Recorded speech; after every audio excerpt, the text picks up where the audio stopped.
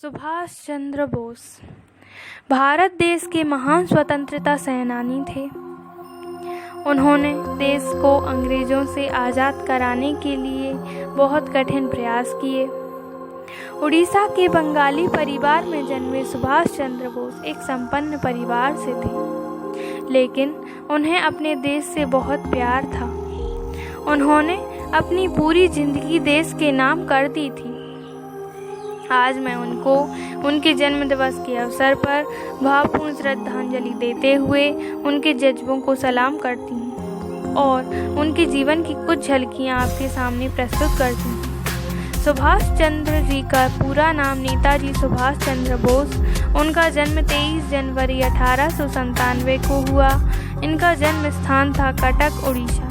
इनकी माता का नाम प्रभावती, इनके पिता का नाम जानकीनाथ बोस, इनकी पत्नी का नाम एमिली, इनकी बेटी अनीता बोस जो कि अभी जर्मनी में रहती है। इनकी मृत्यु 18 अगस्त 1945 को जापान नामक देश में हुई थी। सुभाष चंद्र बोस का शुरुआती जीवन कुछ इस प्रकार से है। सुभाष चंद्र बोस का जन्म कटक, उड़ीसा के बंगाली परिवार में हुआ था।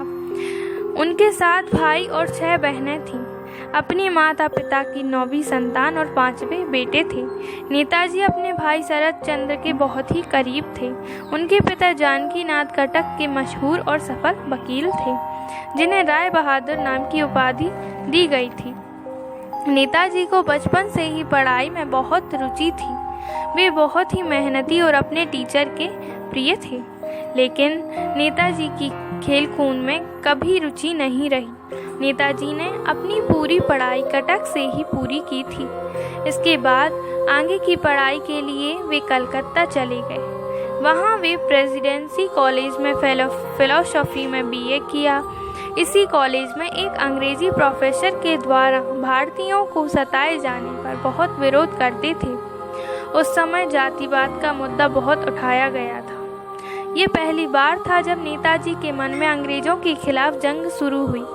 नेताजी ने सिविल सर्विस करना चाहते थे। अंग्रेजों के शासन के चलते उस समय भारतीयों के लिए सिविल सर्विस में जाना बहुत मुश्किल था। तब उनके पिता ने इंडियन सिविल सर्विस की तैयारी के लिए उन्हें इंग्लैंड भेज दिया। इस परीक्षा में नेताजी चौथी रैंक हासिल की, 4थे स्थान पर आए, जिसमें इंग्लिश में उन्हें सबसे ज़्यादा नंबर मिले। नेताजी स्वामी विवेकानंद को अपना गुरु मानते थे। वे उनके द्वारा कही गई बातों का बहुत अनुसरण करते थे। नेताजी के मन में देश के प्रति बहुत प्रेम था।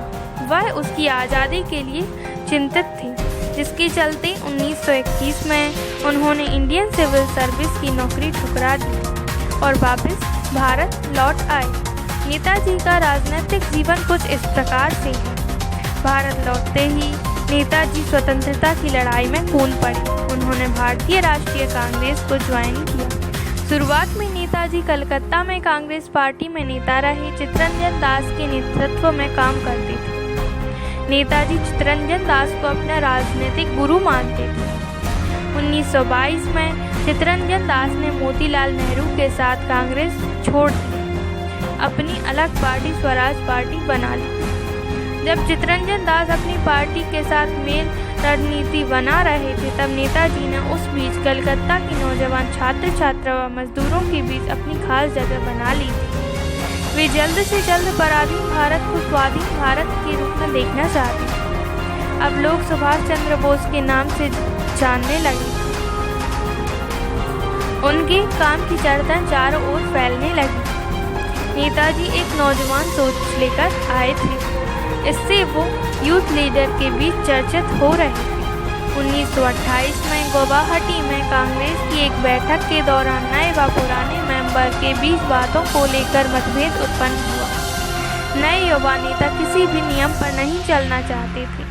वे स्वयं के हिसाब से चलना चाहते थे, लेकिन पुराने नेता ब्रिटिश सरकार के बताए नियम के साथ आगे बढ़ना चाहते थे।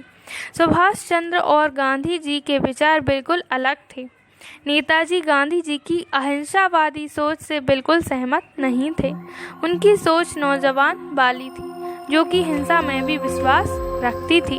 1939 में नेताजी राष्ट्रीय कांग्रेस के पद के लिए खड़े हुए। नेताजी के खिलाफ गांधी जी ने पट्टाभी सीतारामैया को खड़ा किया, जिसे नेताजी ने हरा दिया था।